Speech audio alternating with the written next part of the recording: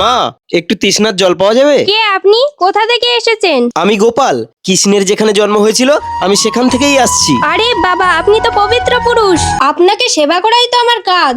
আপনি বসুন, আমি আপনার জন্য খাবার আনছি।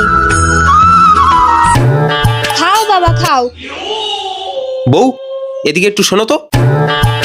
কি হয়েছে, ডাকলে কেন? আরে তুমি কাকে যত্ন করছো?